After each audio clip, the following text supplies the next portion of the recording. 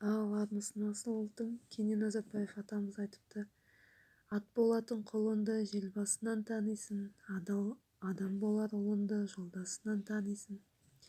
Батыр болар балаңды тұлғасынан танисың, жақсы болар балаңды ерқасынан танисың. Ырысты болар балаңды малғасынан танисың, кедей болар балаңды көп жатқаннан танисың. Ұры болар балаңды түн қалтқаннан танисың, кешен болар балаңды тіл қатқаннан танисың. Епті болар балаңды ұңғатқаннан танисың, сараң болар балаңды зарыққаннан танисың. Шаруа болар балаңды шөп шапқаннан танисың, егүшік болар балаңды от жаққаннан танисың. Етікші болар балаңды шот шапқаннан танисың, ұста болар балаңды балғасынан танисың. Ағашы болар балаңды балғасынан танисың, қыздың қандай боларын анасынан танисың.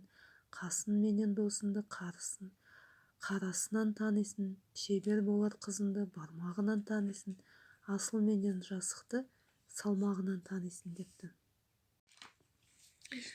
дептіміш. Енді біз аптамыз енді бірыңғай өтті деп ойлайық.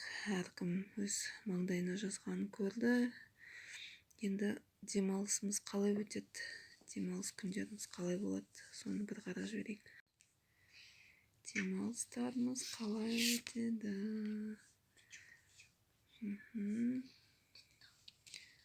Толықсыған,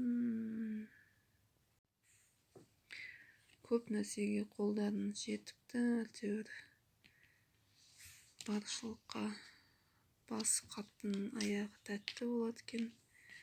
Қандай қиыншылық, мұң қайғы болғанмен де қиял ғажайыпқа берілмей, оң шешім қабылдап, дұрыс таңдауларыңызды жасап,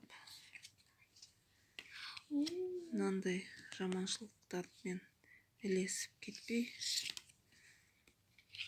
салқынқандылық танытып,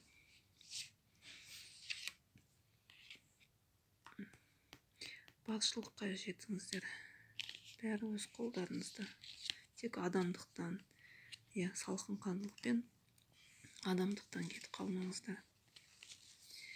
Демалыстарыңыз сәтті өтеді деп ойлаймын. Біреулердің сөздеріне ермеңіздер, өсек сөздеріне төбелесіп, ашуланып, қырылысып қалмаңыздар. Сіздерге жақсы, сүйінші келе жатыр.